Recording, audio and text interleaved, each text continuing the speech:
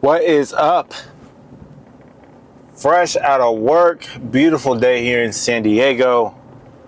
Speaking of work, which is the subject of today's video, balancing a career while training for a sub 3 hour and 30-minute marathon. Now, for those of you that are new to this channel, seeing me for the first time, welcome. My name is Michael, and I started this YouTube channel to document my journey towards running a sub 3 hour and 30-minute marathon. I have over 15 years of experience in the fitness industry. I started as a bodybuilder and transitioned into running.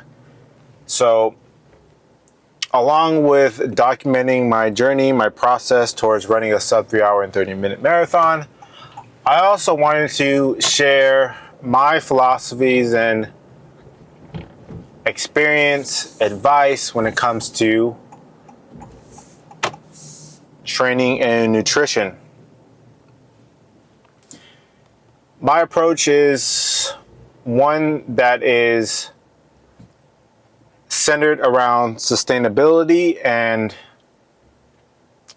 just overall health. You know, now that I'm in my 30s, I have a completely different approach to training and nutrition that I did in my 20s. Now I do want to look good, but that is not the main goal, if you will. I want to feel good. There's a difference between looking good and feeling good. You know, as you get older, you want to feel good, you want to feel light. You want to be able to move freely, more functional, and that's, you know, where my training and my philosophy is centered around. Anyways, back to the topic of today's video, balancing a career while training for a sub 3 hour and 30-minute marathon. Now, a little background context. I don't work a traditional 9 to 5. I don't really think anyone works a traditional 9 to 5. You know, my schedule can vary greatly. I can start as early as 5 a.m. or I can start a little bit later at 8 a.m. My work day can end at 4 p.m. or it can end later. It really just all depends. And with a work schedule like that, or with any work schedule in general, we're trying to balance a career, you need flexibility. You need to be able to be flexible. My current running program, so I am following Runna, which is an app. If those of you who don't know what Runna is, it's like a running app where you can, you know, build and structure your own running plan. This is my first time using the app. I did do 2 marathons before, and with those 2 marathons, I use a training program from Running World, so this is a little different for me. But right now, I have 5 runs structured. Bear with me here. I am driving and talking on camera, which is not the best thing to do. But anyways, I have 5 runs scheduled and then 3 lifting sessions. Now, the first important factor when balancing a, career and balancing with, training for a marathon or just lifting in general is prioritization. So with me prioritizing my marathon right now, I make sure I get my runs in no matter what. So what I usually do is I usually stack my running and my lifting. So, or it depends. If it's an easy run, I'll stack it with my lifting session. So I'll do my lifting and then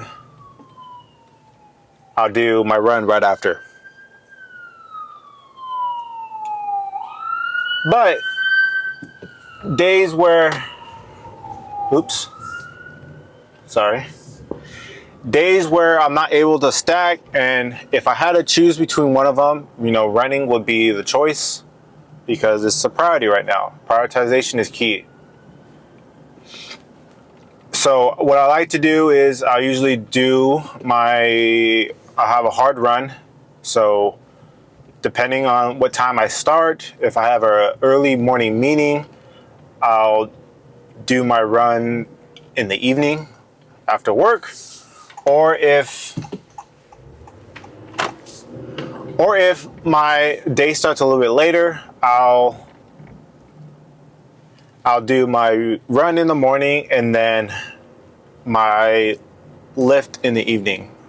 My lifting sessions it's an upper lower body split. Definitely recommend. I love the upper lower body split because you're training your body in a cohesive unit. You're able to get the most bang for your buck. And I've noticed the most results. I've done a lot of different splits. Coming from a bodybuilding background, I've done it all. The push-pull legs, the bro split, if you will. When you're training like one single muscle group throughout the week. But I found that I've had the best results doing an upper lower body split. I just love it. And there's no right way to do things. That's an important thing to remember about fitness is it's just people's advice from their experiences, what they've done, which may not necessarily work for everybody. So it's finding what works for you. And that's the key when it comes to structuring any sort of training program or any nutrition program, is finding what works for you and what fits for you the best. So if you can only do 3 runs a week, then 3 runs a week it is. If you can do more than that, then do more than that. Again, it's about finding what works for you and being flexible. The second thing is, training is not going to be perfect. You have to recognize that. Not every day is going to be perfect. Some days, you may only get an hour in. Some days you may only get a couple miles in.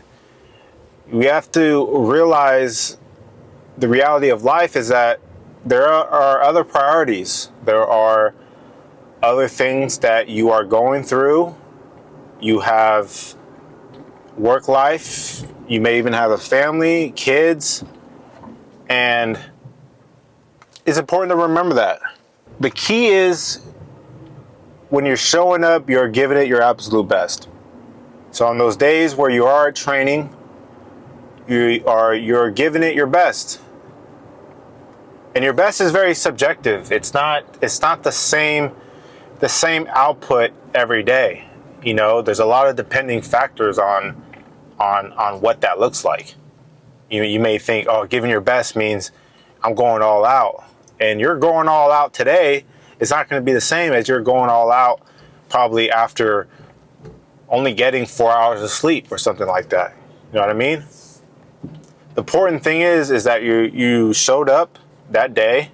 You did the best you can with the situation that you were in that day, and you made it happen.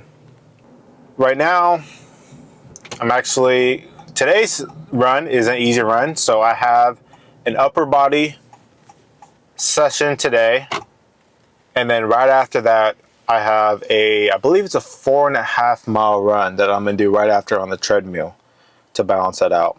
Anyways, yes, so I wanted to talk a little bit about my approach when it comes to balancing my career and while training for a sub 3 hour 30-minute marathon. That was it. I hope you have a great day, and we'll see you on the next one. Take care.